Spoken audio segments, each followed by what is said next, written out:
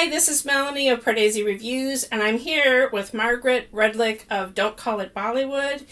We've done some podcasts and blogs together, but it's been a while. And Margaret had the idea of talking about comparing and contrasting three big stars who had their birthdays this week or have one coming up in a couple of days. Margaret, we're going to talk about Aamir Khan, Alia Bhatt, and Shashi Kapoor.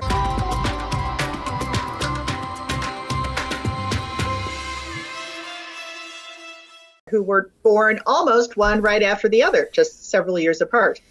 Right. My very first Indian film ever, back in, I don't know, when did Lagan come out? 2001? 2000? Yeah, around there.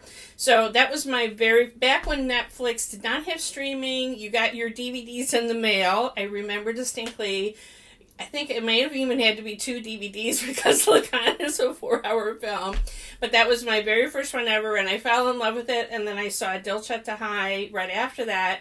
But the internet, for you young people, the internet was a very different thing back then. It was not easy to, say, I want more. It wasn't like Netflix now where you have these recommendations for you automatically. And Alia, boy, I looked her up just to see her filmography, more to see what film she has coming next. And I realized I've seen probably almost every single film that she's done since Student of the Year on, and it's been interesting to see her progression as an actress from kind of dismissing her in Student of the Year, thinking, because her role was kind of the membo, and then just seeing how she's grown as an actress has been kind of amazing. All right, so the first birthday, though, was Aamir on Saturday, the 14th. And he has had such an amazing, lengthy career. He's one of the three kinds, and you kind of express your personality and by saying which of the kinds that you like. And a lot of people who sort of, maybe in Hollywood, would like a Daniel Day-Lewis kind of a actor, or like the more intellectual or whatever, they kind of steer themselves, they have an affinity for Aamir Khan movies, I would say. I mean, I found it very interesting, especially lately, what he's done, taking some supporting roles and kind of burgeoning careers of young actors, especially young actresses. So it's and producing female-focused stories, which has been great. But anyway, let's start at the beginning.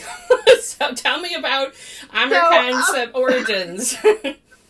So Aamir Khan came from a film family, not one of the top families, but one that had been in the industry for a while. His uncle was a producer, which, of course, is why he had that childhood role in Yadon Ki Barat as the little boy that shows up in his uncle's movie. And I think his cousin was one of the adult leads in Yadon Ki Barat. And then his first movie, as most people know, was Holy, which was an art film that he did right after he dropped out of college. Okay, I did not know that.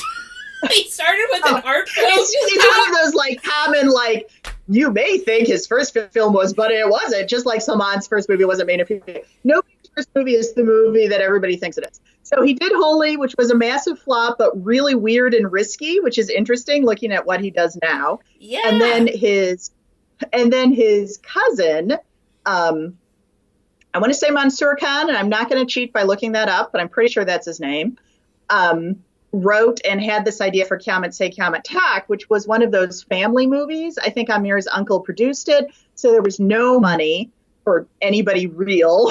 So they said, okay, we'll use Aamir. He's cheap. And again, one of those things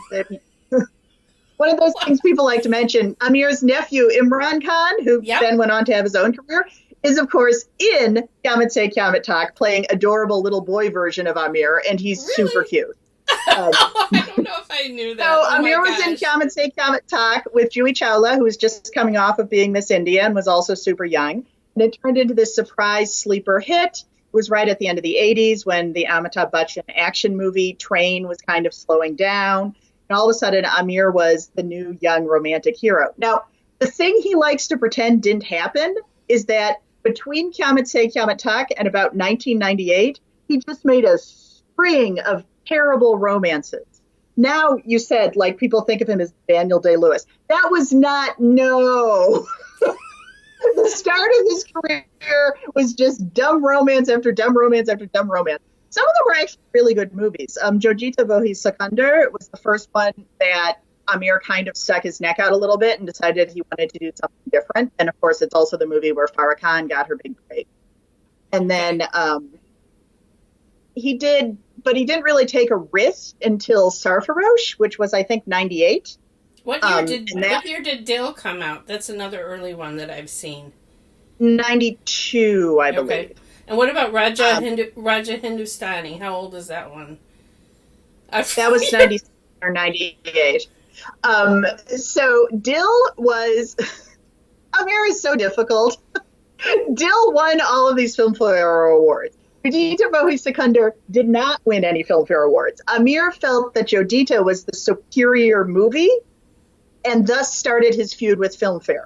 Yeah, I know. He's famous for not showing up to the award shows. Not for the movie that he wanted them to give him awards for, because that's the kind of guy he is.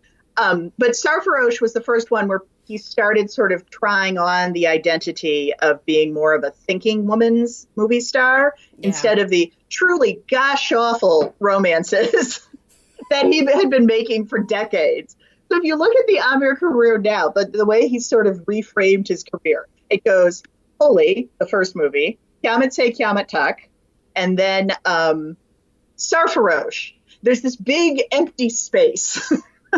Oh, and Jogita Vohi Sakandar and Sarfarosh. All the other movies just erased. And a lot of those terrible romances were actually produced by his uncle. So they were part of his family business. He was making these terrible movies because they were making money, because people liked seeing him as a romantic hero. And then he did Sarfarosh, and then he tried to launch his brother in Mela. Now he's all, ooh, I'm against nepotism. He was launched by his uncle. He launched his brother. He launched his nephew. Yeah. Personally, I have no problem with nepotism. This isn't even an insult to him. I just find it funny how he's rephrased his whole thing. So he tried to launch his brother in Mela, which was a horrible, unbelievable flop, which kind of led to him reassessing his career, which gave us Lagan and Dil Chahte Hai, which is where you come in. Right. That's where I come in. Mela was essentially Ishtar. It was almost even the same plot as Ishtar. It was this big budget movie around a silly con man kind of central story. So it wasn't even a deep, big budget movie. It was just bad and people didn't like it. And then he took a leap on Lagan, which everybody acknowledges is essentially his film. I mean, he worked with Ashutosh, but he was there every step of the way. He made it what it was. And he was the first Khan to turn producer in order to make Lagan. And then he took Dil Chahte Hai, which I'm fascinated. People don't realize what Dil Chahte Hai is if you weren't there when it released. But it was just so revolutionary. The way it was written, the kind of characters it had, even the costumes and hairstyles was just like completely out there, blew people's minds. And to have Aamir Khan, one of the top actors, sort of give his stamp of approval to this weird thing was just amazing. I remember reading Karan Johar's biography, Unsuitable Boy, and he talked about when Kabhi Khushi Kabhie Gham came out, because didn't Dil Chahte Hai come out first, and then he was just like, nobody's going to show up for my film because now my film is old-fashioned compared to this new style of filmmaking. It was that much of an impact that he was worried his movie was going to be a flop, even though it had all these big stars in it. Which is kind of crazy now. But yes, if you look at the two films and think of them coming out close together, they're very different. So different. And I think this is part of the reason. I mean, it's always the problem. This is why it's hard to understand what a big deal Dil Chahte Hai is now. Because everybody makes movies like that now. And they usually make them better, really. But Dil Chahte Hai was the thing that broke, that like rebelled against all the standard formats. And everybody else is just picking up and building on that. It was really an impact. And was Safe that big at that time? Or, I mean, the other stars? Or no. Was it... So that was kind of a comeback for Safe too. So Safe had always been kind of a joke. I mean, he was fine, he was funny, he was the hero's best friend kind of character. And then Dilchata Hai, he was still kind of hero's best friend, comic relief, but really funny, like not just pratfalls funny, but actually super funny. And then that same year he had Hum Dum, where he managed to do comic hero. And then Omkara, of course, which was the one where everybody was like, wow, this dude can act. But yeah, if you look at the cast of Dilchata Hai, so Akshay Khanna had been around forever, but had never really broken through. And Saif had been around forever, but had never broken through. Preeti was brand new. Yeah.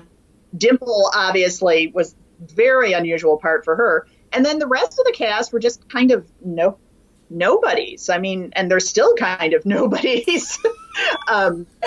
I feel bad saying that, but I mean, Rajan Kapoor is like the most famous of the non-Preeti Zinta people in it, and he's just character actor art film famous, not like famous. But yeah, it was a big deal because, of course, we have to go back to the 90s was a different era. Yeah. So like Akshay and Saif had been the leads in many, many successful films, but that was back when you were making, 4 or 5 films a year. Right. And that was also back when heroes started at like 21. So Akshay, Saif, and Aamir, which again, all nepotism boys, right? Literally their first movie was before they were 22. Yeah. And then they had this decade-long career, and then Dilchata Hai changed all of these things, but they were still in their early 30s. Like, at the age Ranveer is now, when people are like, oh, his career's just starting. For them, they'd already had a decade of movies. Yeah. Which I guess could be a good transition into the other 2 birthdays we want to talk about. Well, we've already kind of mentioned, but to me, it's interesting. Aamir is a producer now. And, I think especially of Secret Superstar, because it had his name on it, but essentially it was this woman's story about a mother and a daughter. Neither actress was known. I mean, well, the younger, the girl had been in Dangal, but anyway, that's what I always talk about. I love it when stars use their powers for good, of getting a great movie made, a wonderful story, especially a women's story. And here Aamir doesn't have that much screen time, and he's playing an absolutely ridiculous character, which is one of my favorites of his, actually. It's so ridiculous and out there. But he uses his power to get this lovely film made. And people flock to it. Oh, I want to see Aamir. He looks so funny. But then they get this wonderful story. So, and Dangal, the same thing. I mean, it wasn't his story. It was the story of these 2 girls that played his daughters. It was fascinating how he picked unknowns. They even lived together to feel comfortable with him and have this kind of family relationship. And then when they came on copy with Karan and the way they were teasing him, I was like, oh my gosh, you could see that it was real. It wasn't really just on screen, that they felt so comfortable with him that they could tease him and joke with him. And yeah, I love that. They had to kind of get over, oh my gosh, it's this big star, like to have that familiarity and act like his daughters. So yeah, I really love the things that he's doing. Now, Thugs of Hindustan. Okay. Well, that's the thing with Aamir. His whole career has been this cycle of massive, ambitious, embarrassing flop, and then he rebounds with an amazing small film. So I'm a little worried because this next movie is not going to be small, but I'm also hopeful because he does usually follow a flop with a great movie. So he had Mela, which he has successfully brainwashed the world into forgetting ever happened. And that led to him risking Lagan and Dilchata Hai. And then he had Mangal Pandey, which once again, no one remembers Mangal Pandey anymore. And he followed it up with Rangdev. Yeah, no one has. And he followed it up with Rangdev Basanti and Fana, which was another movie where he took a step back for the heroine, and all these other riskier things.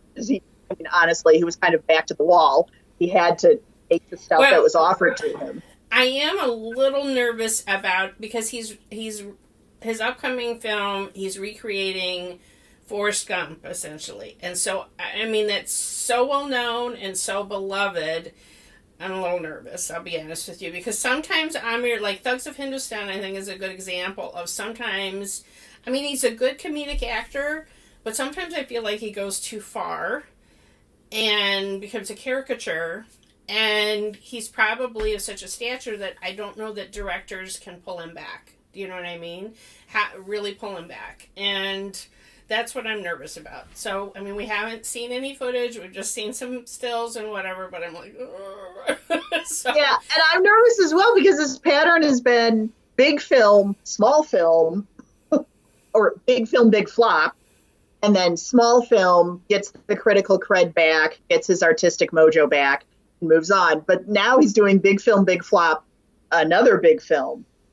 Makes me a little nervous.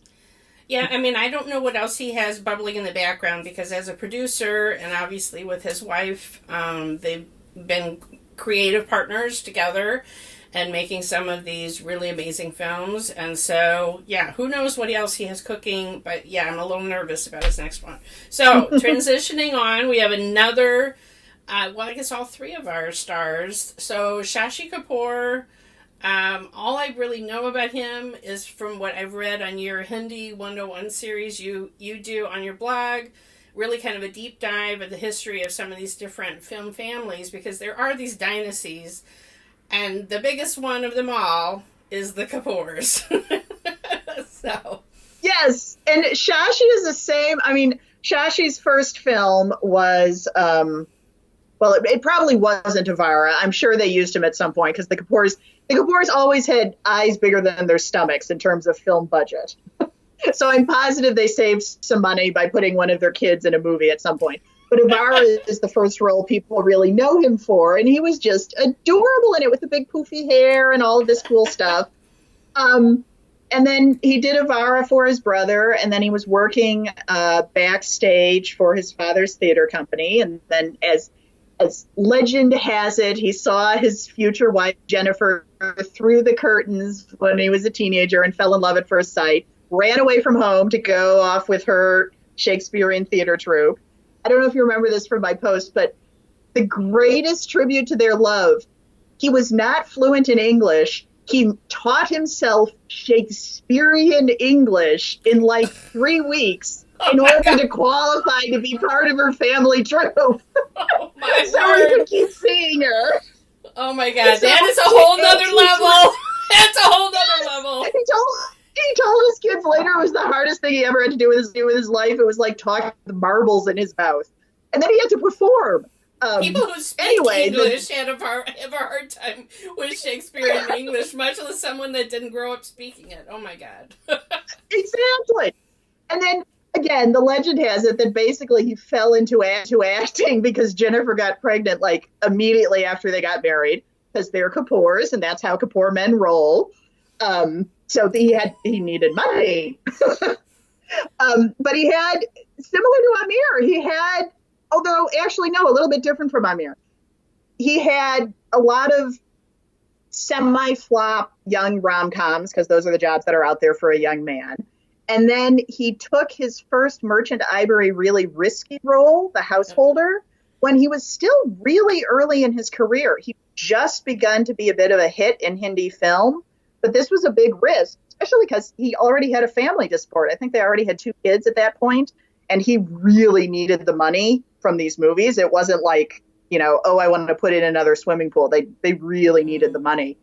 And he ended up agreeing to do the movie mostly because Jennifer liked Merchant and Ivory. So she asked him to do it.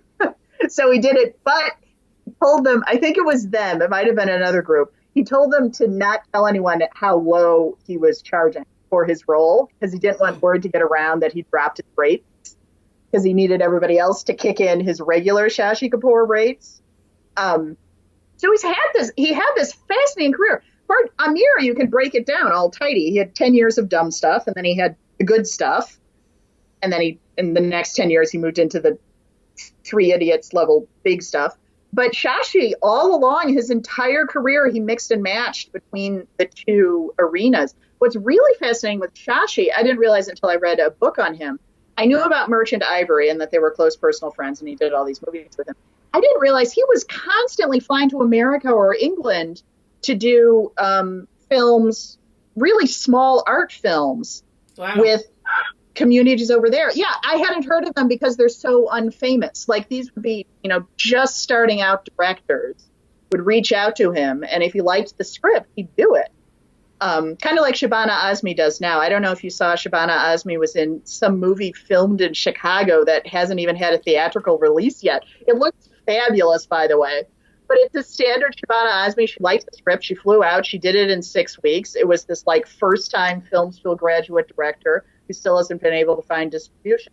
Shashi did all of these movies throughout his career, mixed in with these, I'm just here for the money, give me my paycheck.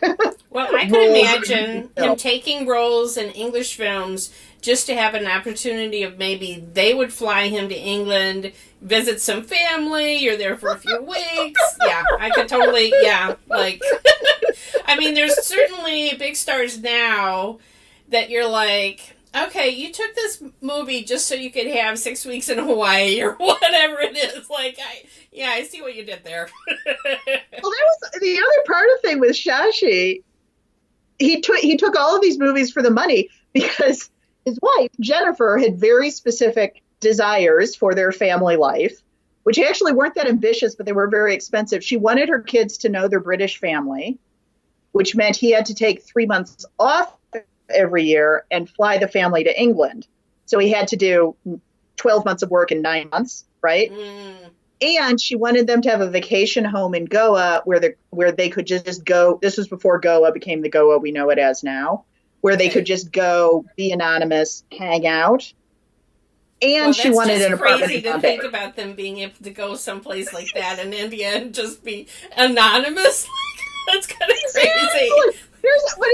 It's this cute story. I think of Shashi as one of the less famous Kapoors. There was a cute story his daughter told about when she was a kid. They used to go to the zoo early in the morning because the zookeepers would open up early for Shashi because it was the only way he could take his kids to the zoo, because otherwise they'd just but they had this beach shack in Goa where they could just walk on the beach with their dad, walk into town and buy fruit. It was small town and low key, but it was very expensive. So he had to, so he was known in the Hindi industry as he does not drop his price. He wants full pay, he's in it for the money. But he was putting it to things that I think are worthy. He wasn't doing, gold-plated bathtubs or whatever. What are some of your favorites of his films? Because I need to watch more. I know there's another blogger, Beth Loves Bollywood, and Shashi is definitely her favorite, and he's so handsome. She's always posting wonderful pictures from films. So what are some of his top ones, some of his favorites, or some of the favorites for you that I should check out? Well, so the thing with Shashi is, first, most of the great movies he was in as a supporting player. So if you want the best movies where he was part of the cast, then you're talking Diva, you're talking Trishul, you're talking, stuff where he was second tier. But if you're talking movies where Shashi is just super awesome, Sharmali is amazing. It's this fun 60s romance spy movie thing, and it's just great. Junoon is arguably his greatest movie. That was a movie he produced, and he and Jennifer both starred in it. Jennifer also did all the costumes. It was insanely expensive. Wow, she did all the costumes. Yes, and then they lost them. It was Shashi he wanted the money from his movies, he got the money from his movies, and then he would just lose it. There was another movie he produced, so he tried to be a producer, but most of his movies ended up being not even flops. They didn't make money because he spent so much money on them.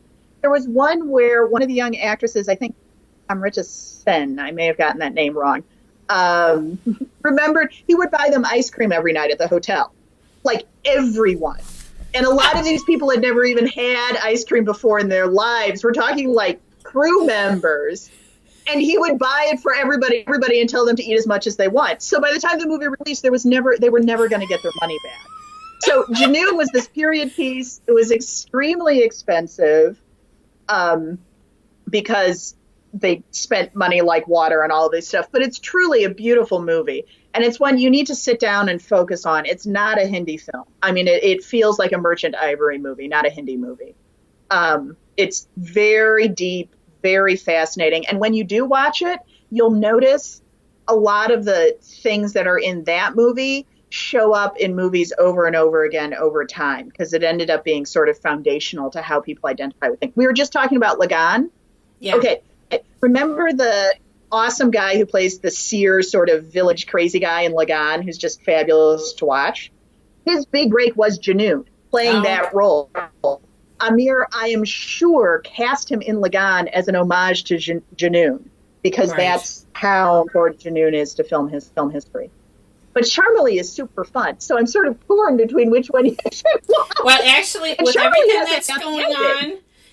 that's going on right now, I think Sharmili sounds like the movie that is appealing to me right now. We're filming this on St. Patrick's Day, and we're in shutdown, and this is part of why we're having this conversation via video, because we're all trapped in our homes. Margaret's been working from home. We're all stir crazy, and yeah, I'm like looking for lighter entertainment. I just watched a Malayalam movie, and I thought it was going to be this light little thing, and then it ended up being a movie about marital rape, and I'm like, oh my god, what did I do? Definitely, you want to watch Sharmili? Oh yeah, Shashi he was in it for the paycheck. He was in a lot of dumb, fun movies. Sharmili is my favorite. I just watched. Oh man, I won't be able to pronounce it correctly. He was in a movie with Sharmila Tagore that starts A.E. Agali Lagjai Agali. Anyway, you'll be able to find it from that. A.E. Sharmila Tagore. He and Sharmilaji were in a bunch of movies together, but that one I just watched and it is very fun. Satyam Shivam Sundaram is, I think, the only movie he made with his brother Raj Kapoor. And it's over the top and insane and melodramatic and very satisfying. He only did one movie with his brother? Did they have such a rivalry that they didn't want to be Not a rivalry. They had a really difficult relationship. They were father and son. They weren't brothers, really. Okay. That was the age gap. The age gap might have been, I think it was 14 years or something. And their dad kind of checked out on raising Shashi and left it to Raj. Like, Raj was the disciplinarian. If he did something wrong, they'd say, okay, Raj, go punish your brother. Like, he was in charge of Shashi's life. And during the filming of Satyam Shivan Sundaram, again, famous story, Raj used to joke about Shashi being a taxi actor, meaning like a taxi, he'll just go where you pay him, which Raj very much looked down on because he only did movies that he deeply, deeply believed in, while Shashi was doing movies to, make money for his many, many households. So, yeah, they had kind of a contentious relationship. Raj did Avara, obviously, so Shashi was the little boy in that. And then I think Satyam Shivan Sundaram was the only movie that they made together with Shashi as an adult. And it's a later Raj Kapoor movie, which is always interesting because he's one of those, I think all actor-directors are like this. Once he got too old to be the star, as director, he was just trying to make other people act like he would have acted the role were he to still be able to act the role. So it's kind of an awkward fit for Shashi because he's doing Raj, but he's Shashi. Right. Like Woody Allen, you definitely see that. Like he does all these films, and it's basically he's created characters that are basically what he would have played in his younger days. Yeah. Exactly. Right. But yeah, Satyam Shivan Sundaram is insane, and it's got Zeenat Amit Anand in it, and she's always fun. And it's got Padmini Kulkarni, not sure how to pronounce her last name. Anyway, she was a child star in that. She went on to be an actual actress later, and she is so good in her few minutes of child scenes that I literally watched the movie and went, oh, this woman obviously went on to be a star in her own right, and she did. Sometimes you can just tell. So we've got another big film family, and that's the Bhatt family. So Alia Bhatt has had a very interesting career. As I mentioned earlier, I think I have seen most of her film, and I kind of dismissed her in Student of the Year because her character is really kind of the bimbo character that these two guys are fighting over, and you're like, is she worth it? I mean, I enjoy the movie for all the songs and the dances and the Sid Malhotra, but you're like, and then she did films like Highway, Razi, I mean, she's really proved her mettle to me, and even Dear Zindagi, I mean, like, she has these scenes where she makes you cry because she just has that baby face and that vulnerable look to her, even though she's not 18, but she just looks so young and vulnerable. And I don't know, she's really hit it out of the park in several movies. I've been so impressed with her. And it's interesting looking at some of the films that she's got coming up. She's expanding. She is going to be in Rajamouli's next film after Bahubali. It's called RRR, and it stars NTR Jr. I mean, it has a big cast, but here she is, you know, coming in doing this big South Indian film. So, and of course she's in Brahmastra, you know, the big film, which was delayed, and her boyfriend Ranbir and all of that. But so tell me more about her family. Her father is a famous director. Yes. So her father is Mahesh Bhatt, famous director, and he's a autobiographical director, and he's a genius. So I never feel like he's like trashing his personal life or, you know, digging through personal scandals to make a buck. But it is this odd situation. I kind of know more about him than I feel like I should know about him because he's made all these very autobiographical movies. I did not realize that his movies were autobiographical. So, like, what's an example of that? It's his old movies. So Mahesh, such a sweetheart. Throughout the 80s, he made these brilliant, all-time great, deeply personal art films. Okay. And then in, I want to say 91, he made Ashiki, the first Ashiki, which was actually also deeply personal. It told a teen love story based on his romance with his first wife. So it was fictionalized. She was a model. He was an aspiring artist. They met. They had difficulties and all that stuff. And he kind of filmed it up and turned it into a movie. And it became this massive hit based on a sexy young love story and a great soundtrack. So then he just kind of leaned into that and made a ton of sexy young love stories with great soundtracks. But now when you say Bhatt films, I think that's what most people picture.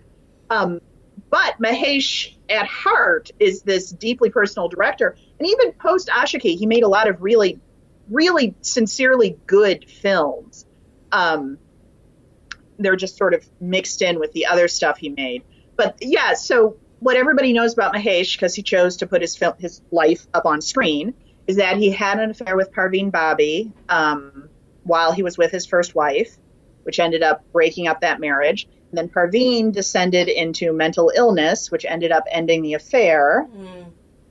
And then he fell in love a second time with Alia's mother, but was still extremely alcoholic. Oh my gosh. Started the relationship with Alia's mother, had additional children with her, and then partly through having these additional daughters, partly through reconnecting with his estranged daughter from his first wife, Pooja, he was inspired to quit drinking, as many people are, by seeing the effect it was having on his children, and has been sober ever since. Made a movie about all of these things, by the way. Like, this is the one where I had a moment of, okay, Mahesh, you may have gone too far in the autobiographical. He made a movie called Daddy, which is genius if you can track down a copy. Okay. And Pooja plays a teenage girl saving her father from alcoholism. And his second wife plays the man's wife. Oh my God. Margaret Redlich plays Mahesh Bhatt. But it's like, and Pooja was only like 16 at the time, so he had his 16-year-old daughter play herself on screen, inspiring him to quit drinking. So this is what Alia came from, and she's talked about, she actually had kind of a she had kind of a lower income upbringing, partly because Mahesh had just blown his life up so much that they weren't that rich. So, because he had to support his first wife, and he had to support his two kids with her, and there was all of this other stuff going on with his life, and all these other things, and their film studio was always on a rocky basis because he kept making these deeply personal films that made no money. So Alia had a normal upper middle class childhood. She went to like the best school in the Bombay suburbs and all those things, but they didn't live in a mansion or anything like that. And then she burst on the scene with Student of the Year, which I find fascinating because it's the same thing. So Alia was, what, 19 in Student of the Year? She was very I think young, her sister was 16. So the Bhatts are actually increasing the age at which they launched their daughters. But the Highway, her follow-up, and Uttar Punjab, her more like intense movies, are very much the kind of film that her father like almost helped invent in Indian cinema. So it's this, Student of the Year was the outlier when I think about her in terms of family. It's the intense, strange, deeply personal art films that are more what her father always made and what her mother used to act in. Her sister pretty much stuck to the mainstream pop movies, but I think even she had some interesting outliers. Yeah, I forgot to mention Uttar Punjab. That was, wow, that was also an incredible performance. I mean, to me, she was so much the heart of that film, and just, oh my God. Yeah, like Shahid was the kind of the comedic relief, and her story was, oh yeah, it was heartrending. So I felt, and there she was stripped down, no makeup, like the polar opposite to the bubblegum, fancy clothes, makeup, hair from Student of the Year. It was just so different. Wow. So how did Karan Johar just knew her because she was part of this film community kind of thing? So Karan says he did do open casting for Student of the Year, and I will do him the courtesy of believing him. So he said they did do open casting. They looked at a lot of other people, and Alia's mother brought her in, and she just had a spark on screen that he felt he couldn't find for many of the other actresses he saw, which I kind of believed after watching Student of the Year. But again, seeing her later movies, I'm thinking, okay, Karan knew what he was doing. There really was something there. Yeah. But the flip side of it, it's kind of funny. Her father is this brilliant, revered director, but her sister's the famous one. So I'm sure Karan was counting his money going, okay, if I put Pooja Bhatt's little sister in this movie, in such a classic Pooja Bhatt role, then I'm going to do much better for myself. Right. Highway is the one I find interesting. I don't know if you remember this, but she had to take I think over a year off to prepare for Highway. Really? So she just threw away all that Student of the Year momentum and gambled it on Highway, which I think was a really savvy decision, because it doesn't do any good to sign a whole bunch of movies right away if you don't know what you're doing and you're not going to make an impact. Better to take a risk on a really good part. Yeah. I mean, you kind of see some people sign on to things just because in that rush of everything's offered to them, and then by the time they come out, they've become a bigger star or whatever, and then you're like, what the heck are they doing in this movie? And it's just because back, they didn't know, and they signed and they made an agreement, and there they are. So you're right, that was a savvy decision, because that was a very, very different kind of a film. And oh my gosh, I mean, I will never forget that scene when she breaks down in front of the family at the end of the film, and it's just something that really stays with you. So she's really had an interesting career, and she's it doesn't seem like it's not been that many years, but it does seem like she is positioned to get a lot of these plum meteor roles. Maybe she doesn't get the Bansali. Well, actually, one of her next films is a Bansali film, isn't it? That's right. I was going to say she hadn't done a Bansali film, but not yet. So, the next film, that's right, I was looking it up. So, I can't remember the title of it, but she's playing Madam of a Brothel. So, again, going for not the bubblegum role. Yeah, I forgot about that too. So it is interesting. She's doing just like the other two we were talking about. She's got Brahmastra, which if that ever comes out, will be a big budget movie. And the Rajamouli movie, again, if that ever comes out, will be a big budget movie. But in between, she's squeezing in, I don't know if you've read about the Bansali film, But he's talking about it's going to be low budget, it's going to be a quick shoot, it's going to be small for Bhansali. Really? Wow. Yeah, but a really interesting role for. So she's doing that smart, savvy mixing of the big movies and the little movies, Which is what so many Hollywood stars do. Like, they do the big budget films so that they have the freedom to say, yes, I will sign on to your Avengers film so that I can do this little art film that I love this script and I just really want to do it. And they balance it. You know, I mean, George Clooney is a perfect example of, you know, yeah, I'll do your whatever, and then I want to do my little thing.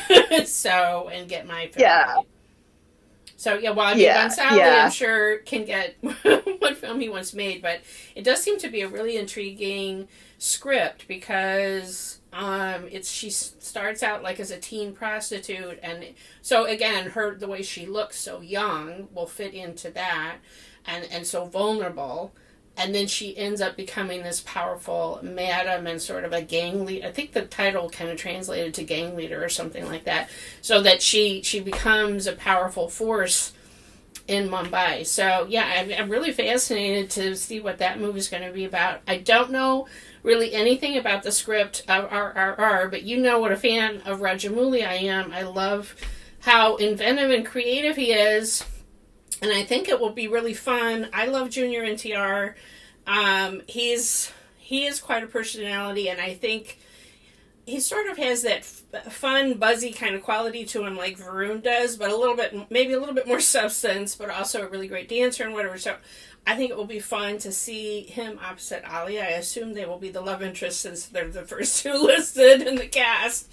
But it has a lot of other big people in that. And then I don't know that much about the Brahmastra, what role she might have. Like, I've just seen that one trailer, like, before every single Indian movie. It looks pretty straightforward. It's a superhero movie.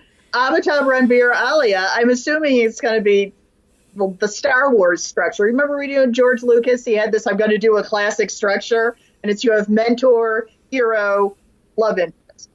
That'd be that, right? Right, exactly. Damsel in distress that has to be rescued, like Lois Lane or something.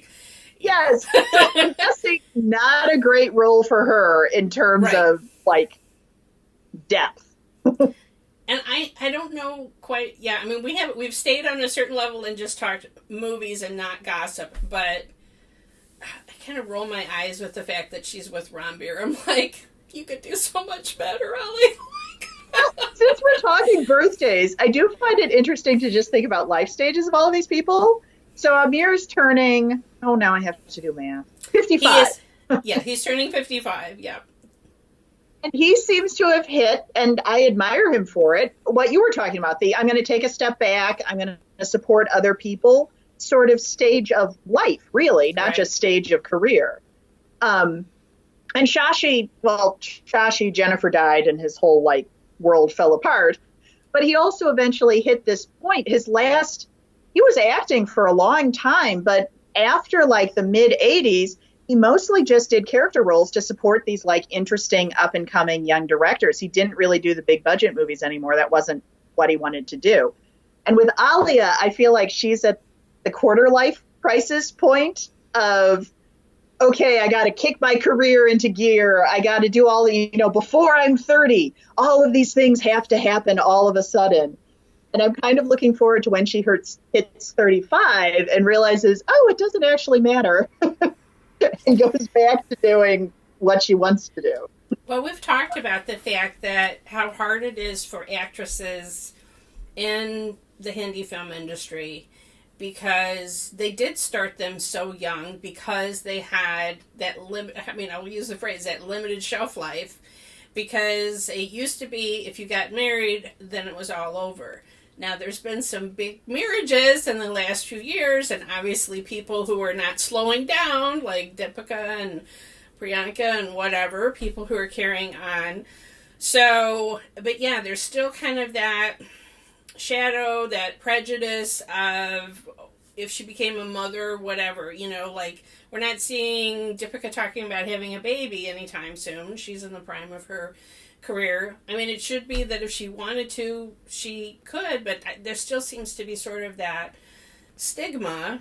And they do have some, like what you say, when she reaches 35, like actresses, once they reach a certain age, then, I mean, how many have we heard of where all these actresses that played the mother role of the big star, and they were actually younger than the male star, you know, so transition, and then we have all these male actors who, you know, I admire Aamir because he was the first one to play a father, really, that I could think of. You know, I mean, he had to show himself with gray hair and all of that. Especially Dangal is what I think of. He gained all the weight and he looked like a father.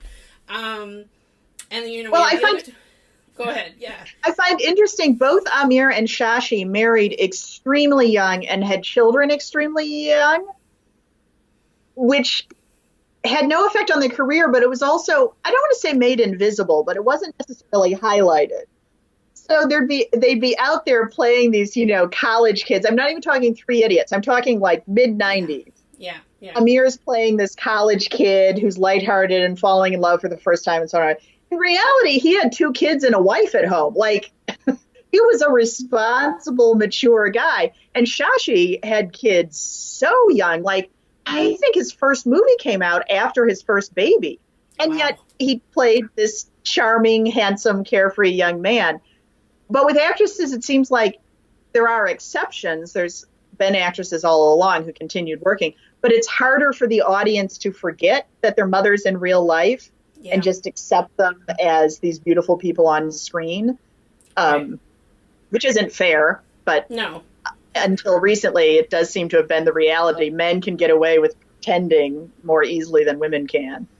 Well, I mean, we'll see how things are changing, and because, I mean, Alia is still young, and maybe by the time she reaches that age, maybe things will have changed even more. But I'm pleased for her that she's taking all these opportunities, and I think, I mean, being involved in a Rajamouli film and exploring doing a film that probably will have pan-Indian interest, you know, not just keeping herself siloed in the Hindi film industry. I mean, it's almost a joke how many Hindi actresses maybe don't make it so big, and then they come and become, you know, they do all these starring roles in these South Indian films. It's, you know, it's like, yeah, we have talented Tamil actresses or whatever it is, you know, and here's another Bollywood actress. But I think a Rajamouli film is something special and something different. I mean, there's going to be so much expectation coming off his first film, coming off of Bahubali.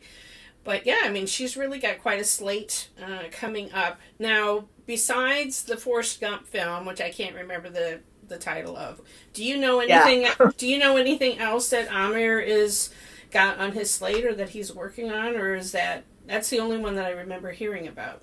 Yeah, but Aamir, so this is an important thing about Aamir. He was the first big star to do what is now the norm, to say, I'm only going to do one movie at a time. So it's what everybody does now. But when Aamir started doing it, no one was doing it. And again, that was around Sarfarosh, who was before Lagan.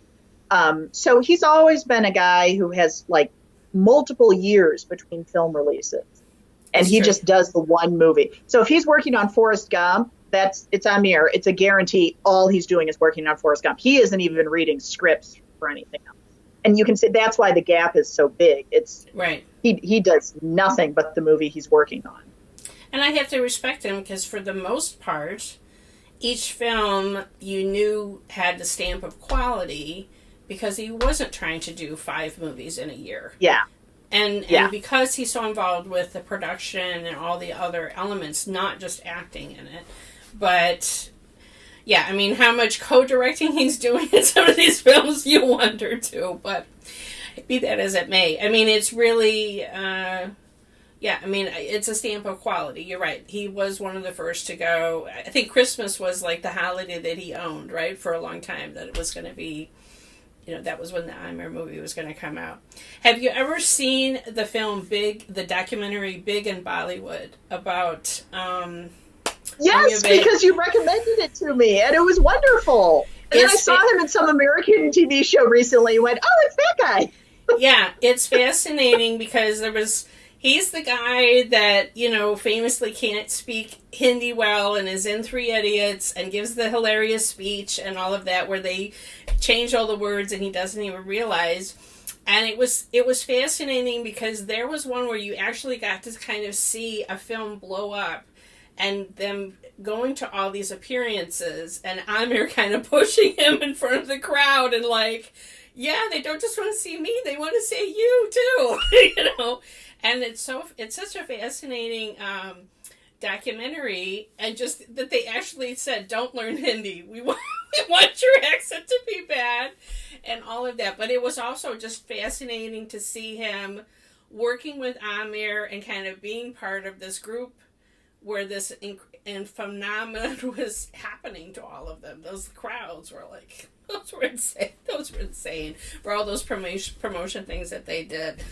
I've been thinking, my son is home, because of the virus, my son is home from college, and he's never seen Three Idiots, and I was thinking of wanting to sit him down, and that he would really enjoy that, or, I'm blanking on the title, but the one where Aamir is the teacher of the dyslexic child, because... There is a mean part.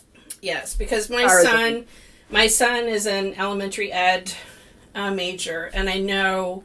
he would probably get a lot out of that movie as well. I mean, that's the thing. Aamir, there's so many good films that you can think of from Aamir's filmography, and he's done such quality films and so many favorites. I can see you petting. Is your dog has been nice and quiet, but oh yeah,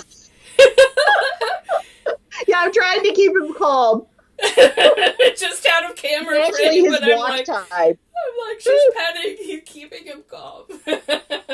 So, his walk time, but I'm making him wait because this is more important. Anyway, well, this was a wonderful discussion.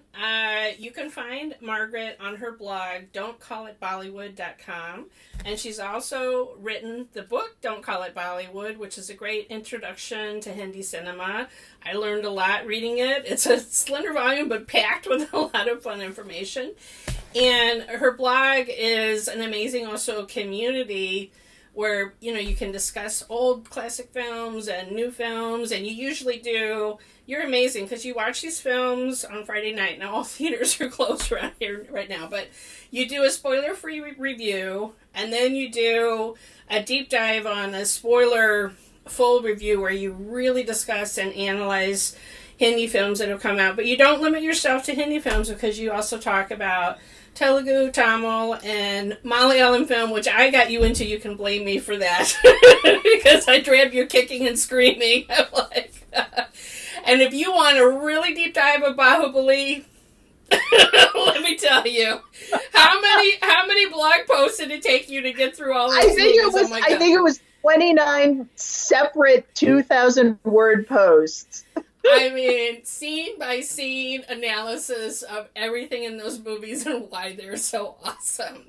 You can also find Margaret on Twitter at @mredlich, which is spelled Redlich. I'll put that below. And converse with you on Twitter, but I know you're not super big on Twitter. I'm not good on Twitter, no. Instead, it's better to make a comment on one of her posts on her blog and join the community discussion there. And you can find me on Twitter at PardesiYT.